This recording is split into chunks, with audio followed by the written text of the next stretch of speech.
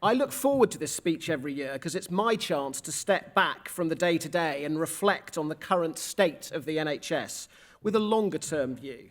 And taking that longer-term perspective, I think there's a lot to celebrate.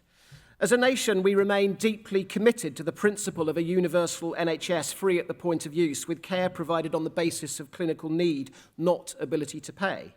The opinion polls tell us that the NHS also remains the biggest reason why we're proud to be British. The service is treating significantly more patients than ever before.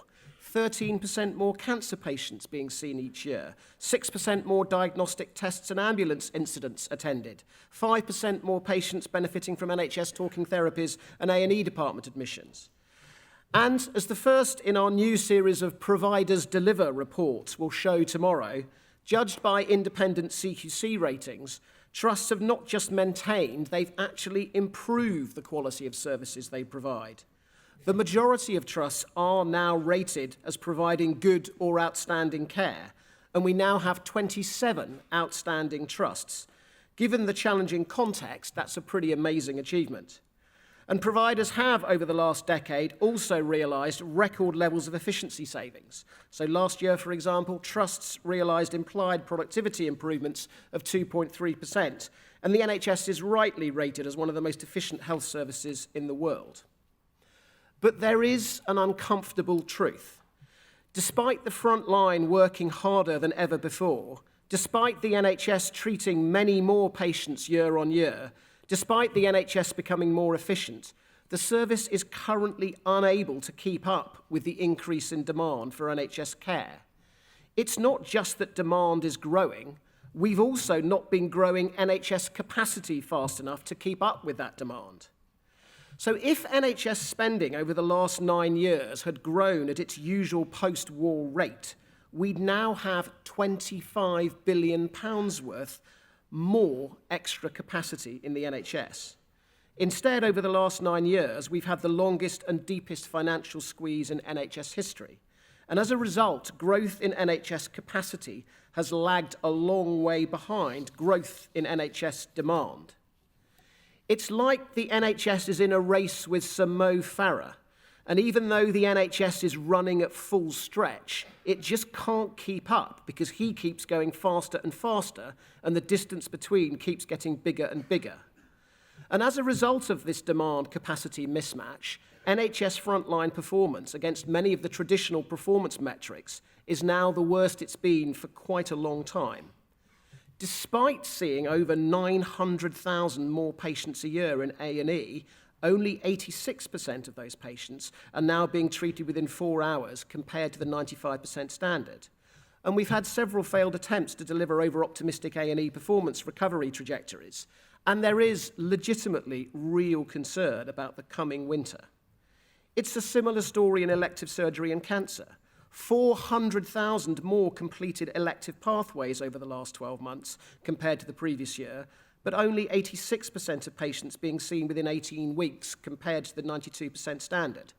Though, of course, we should remember that this performance is hugely better than it was 15 years ago when we measured elective waiting times in months, not weeks.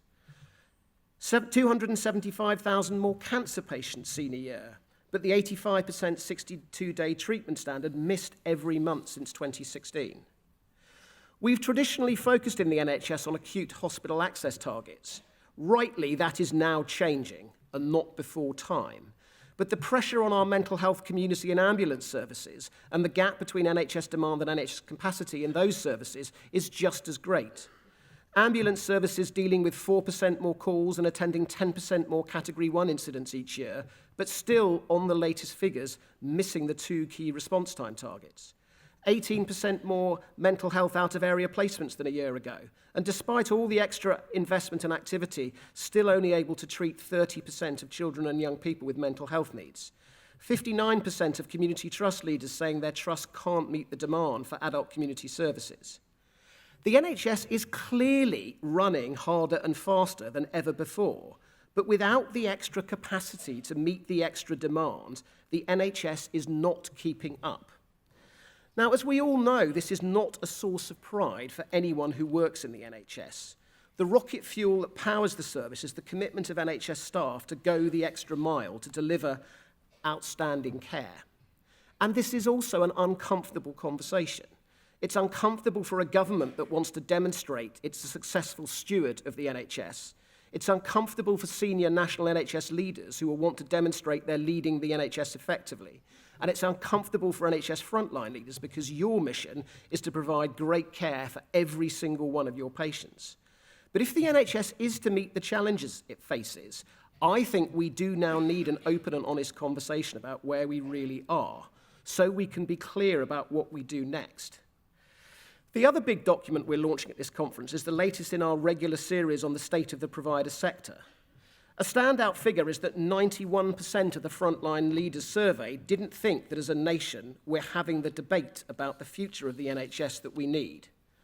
A debate about what the NHS needs to preserve that principle of universal free care, irrespective of ability to pay, which is so important to us all. A debate about how much the NHS really can deliver if it doesn't get the funding and resources it needs, if it doesn't have the workforce it requires, and if it has to devote too much of its energy to recovering performance rather than improving and transforming services. The truth is that despite the enduring power of the universal NHS offer, despite the superhuman effort at the front line, despite the enormous range of positive achievements to point to, the NHS is not performing as well as it should be because it can't currently keep up with rising demand. Now, you might think that this makes me pessimistic about the future. It actually doesn't. I think the NHS has proved remarkably resilient across its 70-year history, and I'm confident that we will meet these current challenges. But there are some important things that we now need to do. They are, and I'll address each in turn. First, our health and care system needs to plan much more effectively to meet the demand increases we are now facing. Second, the NHS has to actually deliver its oft-repeated pledge to shift from treating illness to preventing it. Third, we have to accept that the current default approach of working NHS staff harder and harder is simply not sustainable. Fourth, whilst the NHS has a good set of long-term ambitions, we now need a plan to deliver them. And finally, given where we are, we have to be more realistic about what the NHS can deliver and how quickly. So, first, planning more effectively to meet the demand increases our health and care system faces, and being honest about the consequences if we don't build the capacity to match those demand increases. So as we all know, mostly because of the demographics and more complex needs, and partly because of improved treatments and increasing expectations, demand for health and care services is rising rapidly.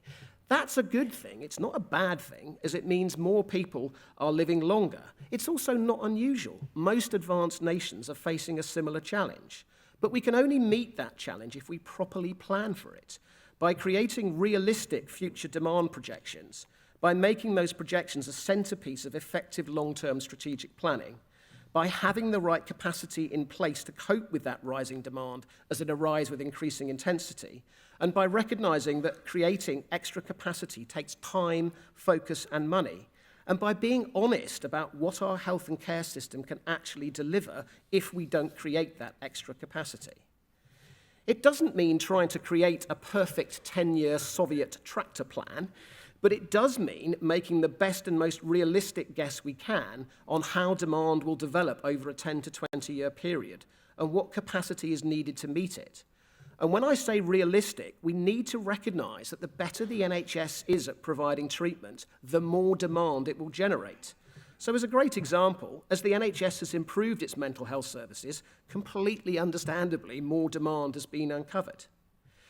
Too often in the past, we've planned on the basis of artificially low projected annual demand increases to make the money add up each year. We hoped that a succession of demand management schemes would redirect demand or make some of it disappear altogether. We've left the detailed work on long-term demand projections undone, and rather than adding capacity, we've been taking it away. In reality, none of the demand management schemes has consistently worked in the way or to the degree hoped for. Actual demand has risen much faster than we'd planned for, and we haven't been able to afford the extra capacity required. So when those demand increases arrived, the extra capacity we needed wasn't there. Surprise, surprise, as a result, the NHS front line has struggled to cope. It's right to be ambitious about managing demand. We need, in that famous phrase, to bend the demand curve. And in some of our more advanced integrated care systems, we are beginning to see that happen. But we risk putting intolerable pressure on our staff and inevitably risk letting down patients if we are too optimistic about how quickly and consistently that demand curve can be bent. There is a simple and stark underlying reality here. The single biggest feature of health and care over the next 2 decades is that demand will increase significantly. The single biggest determinant of our success will be how well we cope with those demand increases. And if our health and care system is already starting to struggle at the beginning of that demand bulge, what will it look like in 5, 8, 10 years' time when we're in the middle of that bulge?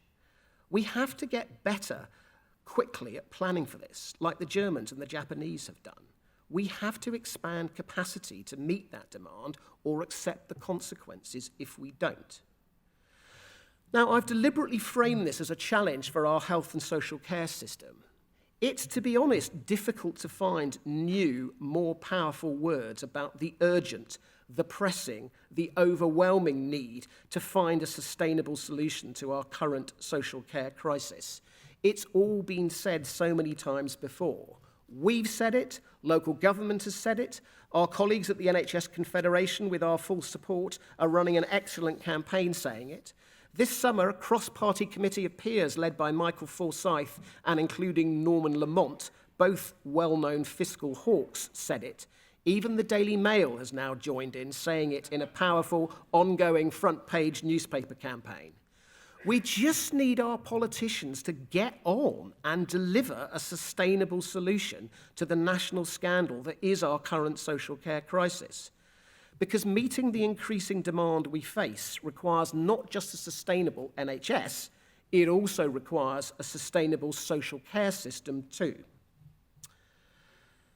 A key way of bending the demand curve is for the NHS to actually, finally, deliver its oft-repeated promise to shift from treating illness to preventing it. And that's the second thing we need to do. 16 years ago, Sir Derek Wanless, in a seminal report on the future of the NHS, highlighted the importance of moving our health system from treating illness to preventing it, supporting our citizens to take greater responsibility for their own health and well-being. Every year since that report, one senior NHS leader or another has pledged that this time it will be different and that we will make this shift. And every year since, we've failed to develop and deliver the plan that would turn those oft-repeated pledges into concrete reality. The evidence on the wider social determinants of health and the drivers of health inequality is utterly compelling. The air we breathe, the exercise we take, the food we eat, where we live, the life skills we were taught at school, the job, the friends, the salary or benefits, the social support network we have, all have just as much influence on individual health and well-being as the treatments the NHS provides.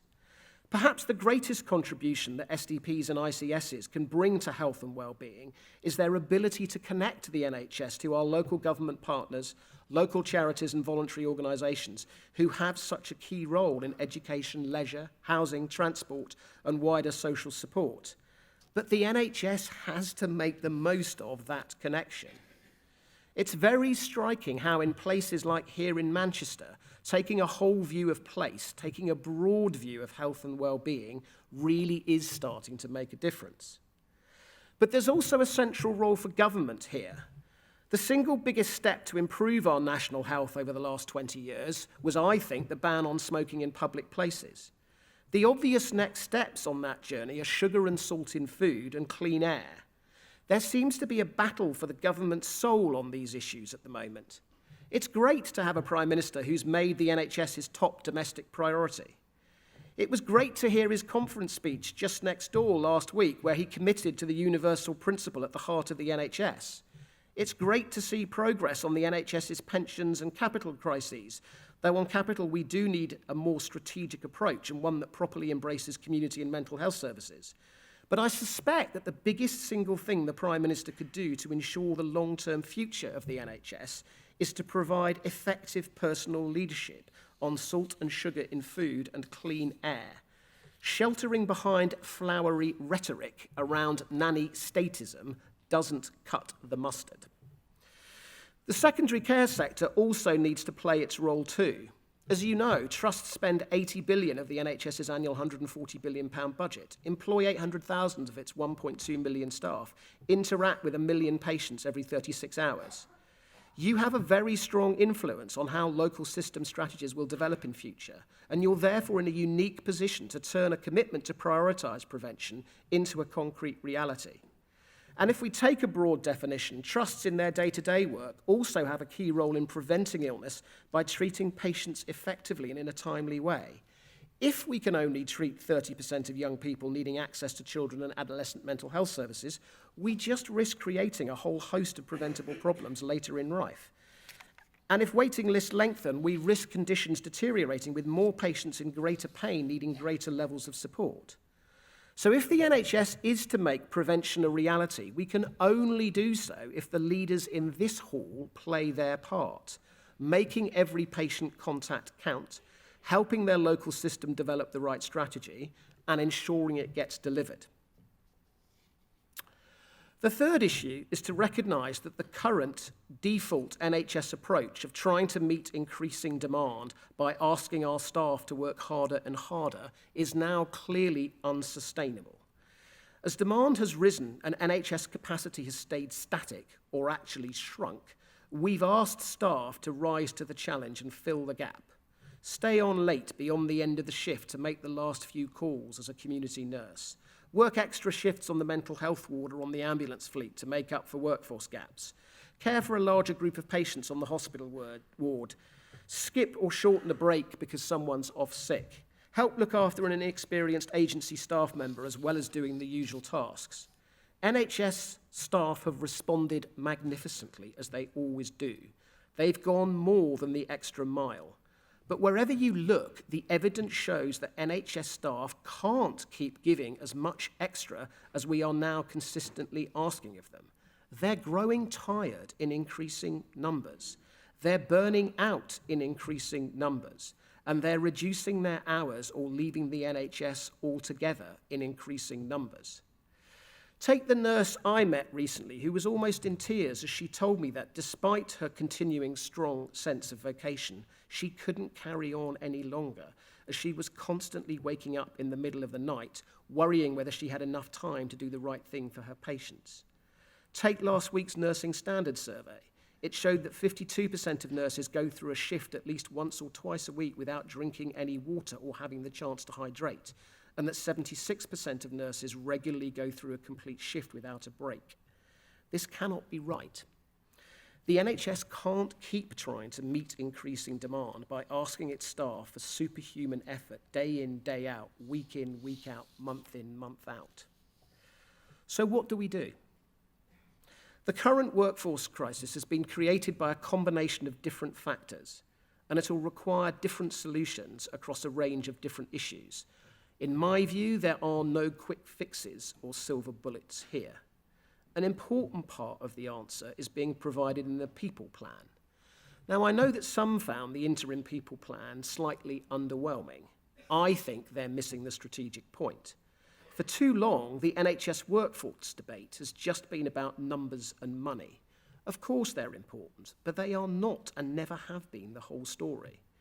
As the people plan sets out, making the NHS a great place to work, improving leadership, tackling our current nursing crisis, and equipping our workforce to deliver 21st century care are key ways of helping to solve our current issues. And there is a vital difference on these issues compared to the money and the numbers. These issues are the responsibility of you as frontline leaders, and you can largely control them. I'm struck as I visit trusts across the country by just how many trust leaders are now recognising that waiting for NHS England in improvement, waiting for Health Education England, waiting for the Department of Health and Social Care to solve the NHS's workforce problems isn't going to work, and that taking more responsibility for these issues is the only answer. Developing innovative relationships with local colleges to offer nursing courses with guaranteed placements and jobs at the end. Going to local schools to promote the NHS as an attractive future career option, rapidly introducing new job roles and pushing the boundaries of the work these roles can do, rethinking rostering to provide staff with greater flexibility and a better work-life balance, joining with nearby trusts to create a shared staff bank, develop leadership talent, and create a common passport to allow staff to transfer hassle-free. These are some of the important answers to our workforce problems. Local leaders creating local solutions in local contexts.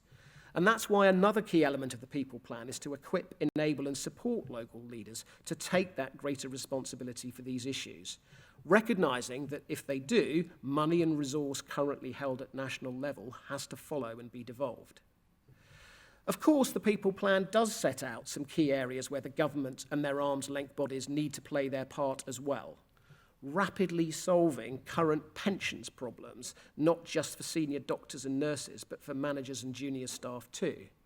And if government wants to help the NHS over this coming winter, the best thing it could do would be to quickly solve this issue with retrospective impact to maximise frontline clinical capacity over the next few months.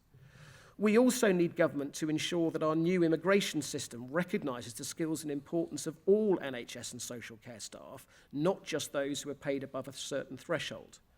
They also need to ensure that trusts can quickly recruit doctors and nurses from overseas whilst we scale up our domestic workforce, and ensure that the legislation covering professional regulators is changed so they can ensure that those in new job roles can use their skills and expertise to best effect. But the key concept at the heart of the People Plan is that frontline leaders now need to make strategic workforce management one of their key priorities. But there's also another part to the answer here, I think. If you look at trusts rated outstanding by the CQC, many, and to name Surrey and Sussex hospitals, East London and Western Sussex as three of them, they've all had a systematic approach to long-term approach to improvement at the heart of their journey. So for a long time, the NHS approach to improving performance has been to relentlessly focus on a narrow basket of acute hospital targets, set top-down improvement trajectories, specify how they should be met, force the creation of a rapid response temporary performance improvement initiative, assure from above, and grip harder if that doesn't work. These trusts have inverted this top-down, short-term command and control model. They've taken a long-term, systematic approach to improvement, based on a much broader set of objectives, empowering their staff to identify and lead their own service improvements, building the skills and the methodology required, focusing on providing better patient care, not just delivering an access target, and changing the management culture from top-down operational firefighting to enabling and supporting long-term improvement.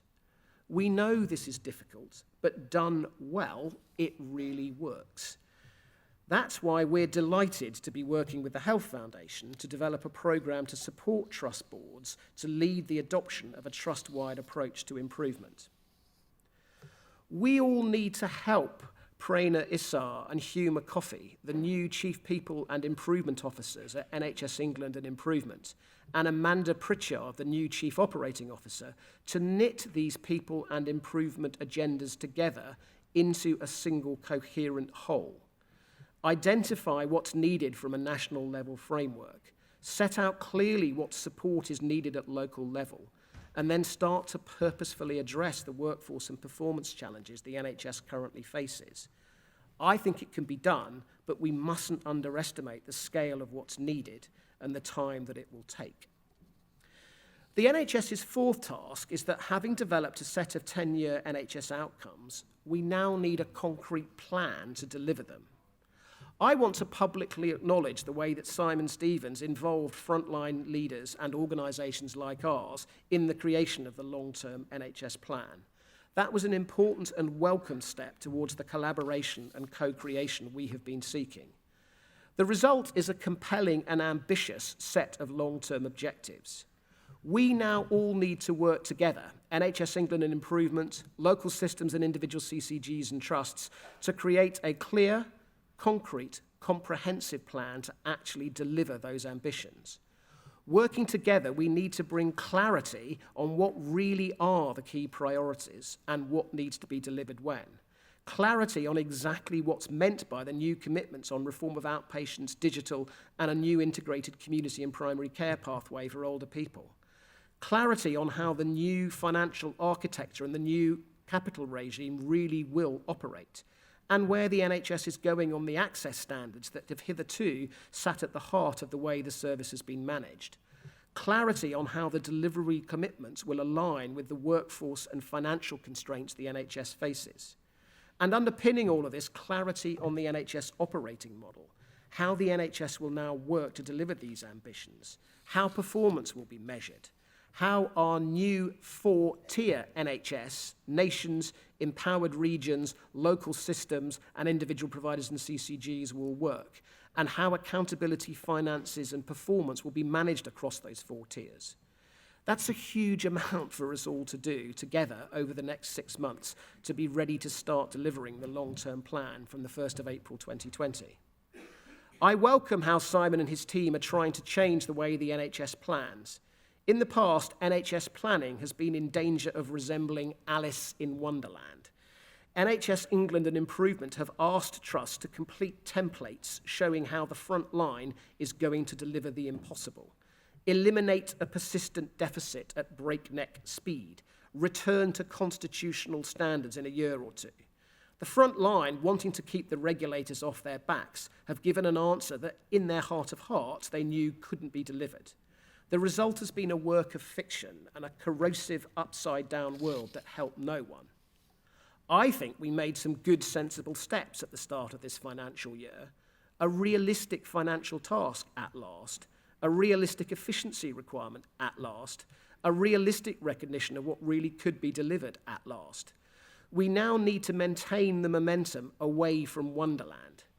We've just completed the first iteration of a planning process that can, in my view, successfully marry national top-down and local bottom-up in a way we've not done before. But we need to recognise the scale of change we are trying to make here. From top-down command and control, thou shalt deliver annual operational plans focused on a narrow basket of acute-focused performance metrics, to, rightly, a more strategic, whole-system, multi-year process across a much broader range of priorities, where local has a much greater role in determining what's delivered when. We just need to be realistic that it's going to take time for us all to learn how to develop and use the new set of muscles that will be required here. We also need to recognise that it's been a difficult first phase. Many local systems are still finding their feet. The national framework has been sketchy and incomplete, though that's now changing. And given other pressures, frontline leaders have struggled to devote the time required. As a result, the first draft plan submitted 10 days ago will need a lot more work. What happens next is key. I think we need 3 things. A small collaborative group, including the front line, to design and oversee the rest of the process. Sensible process, sensible outlines, outputs, sensible timelines that meet the needs of the front line, not just the needs of NHS England and Improvement. A quick collaborative way of filling the gaps in the national framework that can be completed at this point. And perhaps above all, mature, effective, realistic conversations when performance or financial gaps remain and need to be closed. What we must avoid is a reversion to Wonderland, where NHS England and Improvement toss back first draft plans with lots of red pen markings and must-do-betters, and once more demand the impossible of other dreaded templates that can only be completed with the answer they want to hear. If we do this properly together, I think it can work, but we have to get our skates on, as there's a huge amount to do to complete the work needed by the 1st of April 2020. So the final task brings me back to where I started. The need to be clear and realistic about how much the NHS can deliver and how quickly, given where the service currently is. A taxpayer-funded NHS brings many advantages. The power of the universal NHS offer, the equity that brings, and the commitment this engenders amongst patients, staff and taxpayers alike. This is what makes the NHS so admired across the world. But taxpayer funding brings some awkward dynamics to navigate as well. It puts the NHS, as we've seen over the last 3 weeks, at the heart of the party political debate. All governments will understandably want to show how well the NHS is running. Any admission of poor performance makes them electorally vulnerable. And of course, it's the role of national NHS leaders to maximise the level of public funding for the NHS. And of course, governments want to see concrete returns for any extra investment they make. So there will be inevitable pressure to promise more than can be delivered to win a larger share of a finite public expenditure cake. But there is a trap for the NHS if it overpromises and then inevitably underdelivers.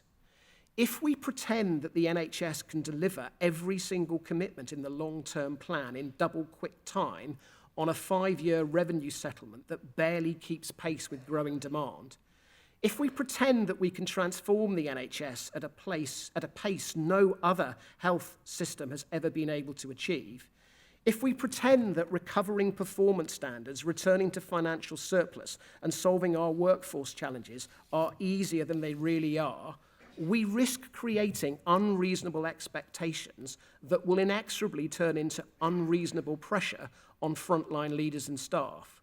We risk setting the NHS frontline up to fail as they can't deliver what's required of them, however hard they try. We risk creating a relentless narrative that the NHS is performing poorly. We risk weakening the bonds that tie the NHS to our nation. And ultimately, we risk the continued survival of that model of universal access to which we are all so committed. There is a clear argument I hear in some circles that trusts should be trying harder, that their leaders should be performing better, that change should be happening faster, that unacceptable variation should be being eliminated quicker, and that the government should be getting a better, more rapid return on its extra investment. It's right that we should have these debates. The NHS should be held to account. It is £140 billion of public money. But the NHS front line really is working harder than ever, seeing and treating more patients than ever before. 223 trust boards really are doing their very best in some of the most difficult, stretching and complex leadership roles in our country. Of course, there is a huge amount that can be improved, but we have to be realistic about how much can be changed, how quickly, when the sector is 100,000 staff down, is running an underlying financial deficit of £5 billion, has been starved of capital for years, and when it takes prodigious amounts of energy and focus from staff and leaders to just keep an increasingly unstable ship upright. And yes, there is plenty of variation to eliminate, but it will take time, capacity, and focus that will be difficult to carve out given the current day-to-day operational pressure. The current performance challenges in the NHS aren't primarily a function of trust and leaders underperforming. They're a function of rising demand, insufficient capacity, and workforce shortages, which is why I return to my key point here. We need an honest, realistic, and transparent debate about what can be delivered, given this is where we start from. We need stretching but realistic expectations, an ambitious but a deliverable performance and financial task, robust and rigorous but compassionate and supportive accountability. We do now have to make some big and important choices. We can't carry on trying to squeeze every ounce of extra performance out of an increasingly tired and demotivated workforce against a narrow basket of acute access targets. We have to create the space for the long-term approach to improvement that is clearly working in a range of outstanding trusts. We have to create the space to deliver a broader range of priorities from mental health and integrated care to digital and system working. And we have to create the space to forge a new culture, a new way of working, and a new operating model.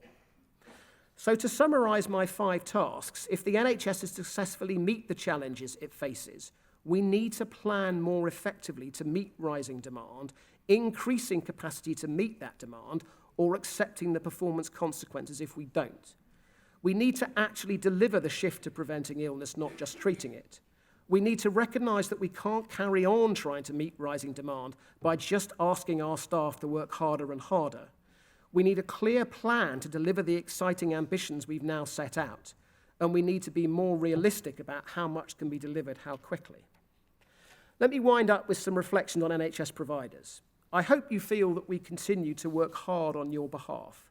We've had a busy year, running a major new campaign on the need to increase NHS capital investment that is already bearing fruit, influencing the emerging legislative proposals that will form an NHS bill in the coming Queen's speech, developing new programmes to support board leadership of digital, trust-wide improvement and neighbourhood-level integration of care, 170 events, 94 briefings, 15 member surveys, 34 member network meetings, 11 member dinners, 5,000 media mentions, 30 placed comment pieces, 670 stakeholder meetings, 18 consultation responses, all delivered by 50 people. A good year's work, I think. And we're changing as the service is changing. A greater focus on system working and integrating care. A greater focus on primary care, including an exciting new partnership with the National Association of Primary Care that we're announcing tomorrow. A greater focus on prevention and digital. But some things rightly remain the same. We remain, as we always have been, here to serve you, governed by you, and funded by you, able to speak truth to power precisely because more than 80% of our income comes from membership subscriptions. And on the latter, we are going to need your help and support as our membership subscription income comes under more pressure as trusts come together. Let me finish with one final reflection. We are all bound together by our commitment to that universal ideal that underpins our NHS. Whatever our difficulties and challenges, however great they may be, I remain profoundly optimistic that that commitment will see us through. Enjoy the rest of conference, and thank you once again for coming. Thank you.